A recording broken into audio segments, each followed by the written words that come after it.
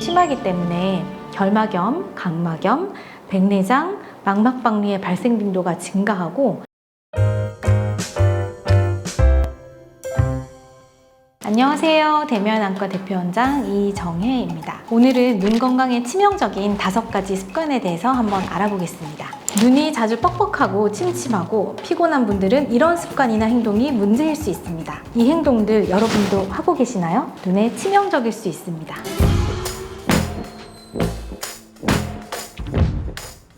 첫 번째가 불 끄고 핸드폰, 컴퓨터를 보는 거예요. 어두운 환경에서 밝은 스크린을 보게 되면 빛 대비가 커서 눈의 피로도가 빠르게 증가합니다. 그리고 이렇게 핸드폰처럼 작은 화면을 집중해서 가까이 보게 되면 안압을 조절하는 전방각이 좁아져서 녹내장의 확률도 커지고 수정체의 두께를 조절하는 선무근이나 외안근의 균형이 떨어져서 눈의 통증이나 두통이 유발될 수도 있습니다. 만약 전자기기를 장시간 봐야 되는 상황이라면 밝은 곳에서 스크린의 밝기를 적절히 한 다음에 적당한 거리에서 보시는 게 좋겠습니다.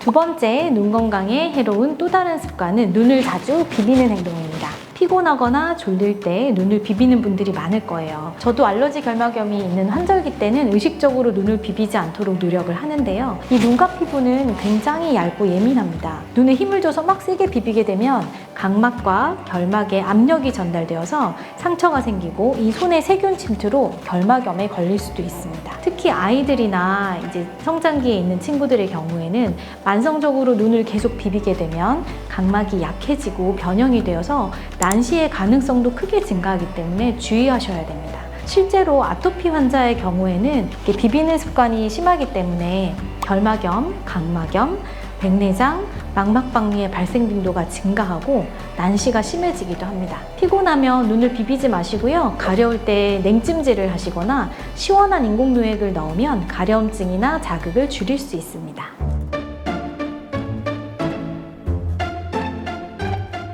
세 번째는 선글라스를 끼지 않는 행동입니다. 선글라스는 눈에 있어서 선크림의 역할을 하는데요.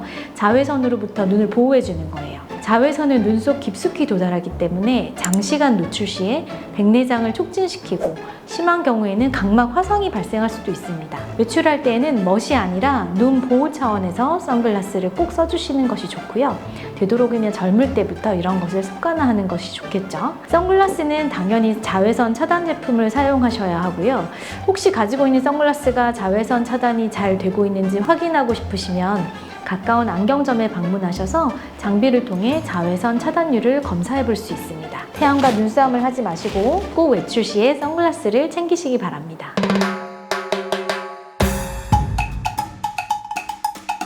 네 번째 잘못된 행동은 렌즈를 장시간 착용하는 습관입니다. 요즘 청소년기부터 외모에 관한 관심이 커지면서 렌즈를 착용하는 분들이 많으신데요. 실제로 보호자분들이 자녀들의 렌즈 착용에 대해 문의를 많이 하십니다. 이 상황에서 제가 그 중간에서 중재자 역할을 해야 되는 경우가 꽤 있는데요. 서클 렌즈는 절대 권장하지 않고요. 일반 렌즈를 착용하되 하루 6시간에서 8시간 정도 착용하길 권장드리고 주말에는 렌즈를 끼지 않고 쉬라고 조언을 드립니다. 또한 렌즈를 착용하는 동안에는 인공누액을 꼭 써야 합니다. 왜냐하면 소프트 렌즈는 눈의 수분을 빼앗아가고 각막의 산소 공급을 차단하기 때문에 인공누액을 사용해서 눈의 수분 공급을 원활히 해야 눈 자체의 건강한 환경을 유지할 수 있습니다. 특히 귀찮다고 렌즈 낀 채로 자는 행동은 절대 안 됩니다. 자는 동안에는 눈물의 생산량이 줄어들고 눈을 감고 있는 동안에는 산소 공급이 원활하지 않기 때문에 염증이 더 잘 생기게 됩니다. 특히 각막염이 발생하면 실명까지 이룰 수 있기 때문에 절대 하지 말아야 되는 습관 중에 하나입니다.